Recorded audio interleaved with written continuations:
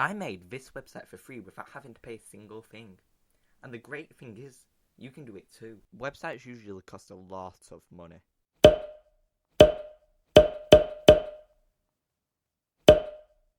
That is why you never hear about a free website. But I'm here to save the day. Using GitHub Pages, you are able to host and have a fully functioning website for free. The first thing you are going to need is a GitHub account. So if you don't have a GitHub account, head over to github.com/signup. Note the name of your account does affect the name of your website. Now once you've signed into your new GitHub account, you're going to want to come to your repositories and create a new repository. Be careful, as naming your repository a certain way affects the name of your website. I recommend calling it your name, but because I've already made one called that, I'm going to call it cheese.github.io instead. Oh, and it already exists, so let's call it cheeses. Let's add a readme, just for now, and create repository. Now once you've created a repository, it currently thinks it's a normal repository. We need a way for it to know it's a website, so we can do that by coming up here to the settings and coming to code and automation, pages, and here setting main and save.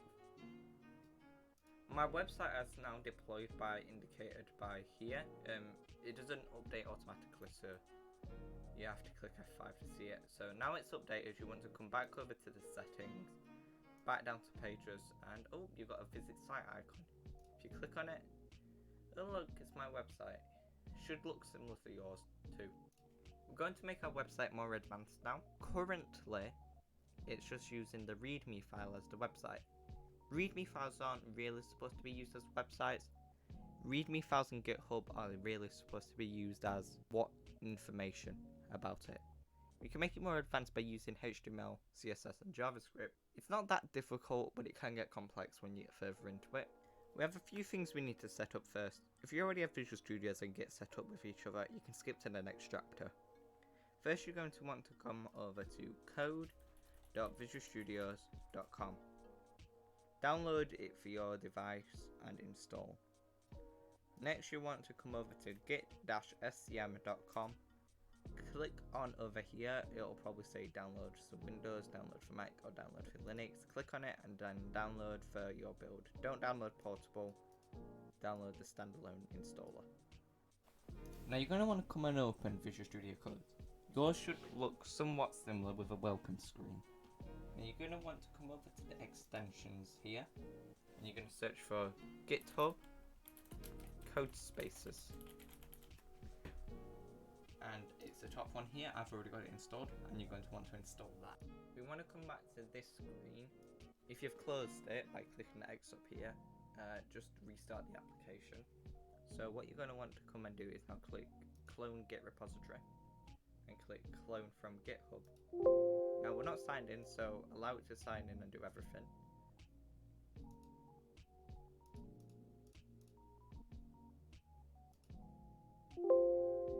I have now done that. Now you should come up with this. Now we're going to search for the repository we just made. I called mine cheeses.github.io, so I can already see that, so I'm going to click on that one. We need to quickly find the location. I'm just going to put this in my GitHub folder. Once it's done that, you're just going to say open. Once it's open, you now have it on your computer.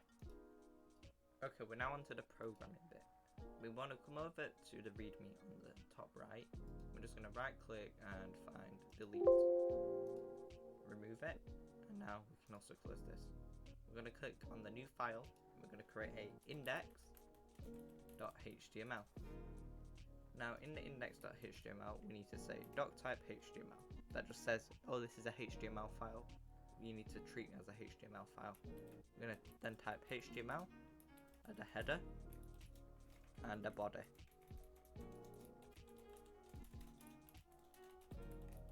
A body is where the main contents of a HTML page, and the head is like all the information such as the title. Now I'm going to set my title to Cheese World. That's very good. Now just to test this, we're going to add just to test this is working, we're going to add a p tag, which is a paragraph tag. And I'm just going to have hello world in it. And that's all good. Now, to push this back to the main website, we're going to come over here and find source control. Yours is on the left again. And we're going to give it a fitting name.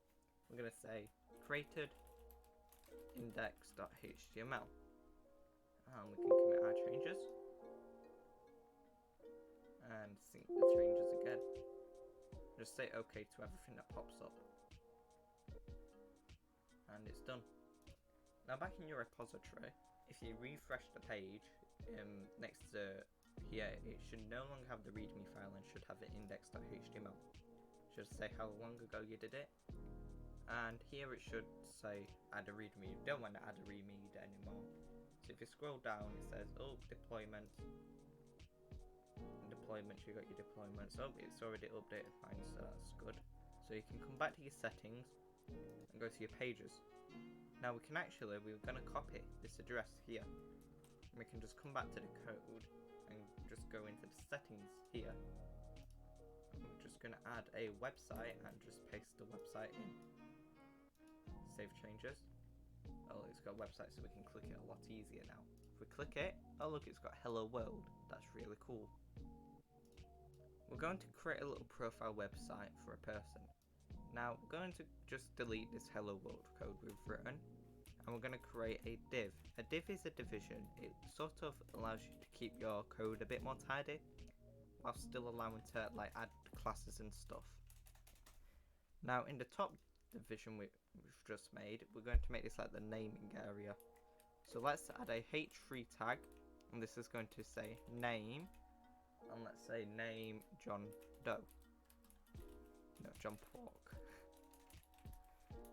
And then let's add a paragraph tag, and we're going to say gender. We're going to say pig.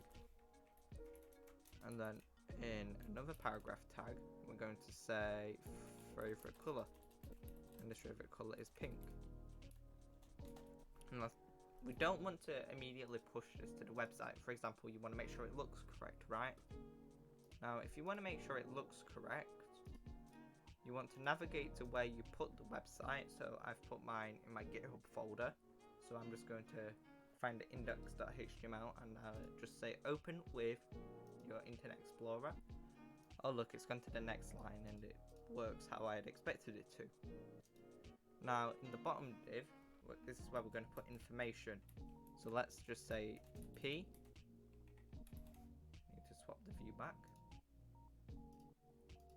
I'm just going to say about, and we're going to say now we can do some ipsum in here, if I remember how to do that. We can just say ipsum add a paragraph. There we go, we got a paragraph in there. So if we just come back to Google Chrome and we refresh, oh, there's an about me section. It doesn't look very good, but I recommend going and learning something like CSS to make it look better. Now we can add a little break line to separate the top part from the about part. So just back in Visual Studios, just at the bottom of here we can put a header. Now for example, if we just wanted it here to go to the next line for some reason, we can add a break tag, and that would look like this. That's the header line we've put in, and look, it goes to the next line here. If we push this to our website now, we can just say updated website and right, commit and say yes to everything again. My website's just updated. As you can see, it just says now next to the new page. So if we come over here, oh look, it's updated on my website, and the address is as it should be, which is that. I'll leave the repository for this website in the description, and you should be able to go to the files and just have a look around at all the settings and stuff. There you go, you have a completely free website which you can pretty much put anything you want on it. I believe you can use other programming languages. So yeah, there you go. If you've enjoyed this video and learnt something new, please consider giving a thumbs up and consider subscribing. It's free and you can always unsubscribe later. Bye.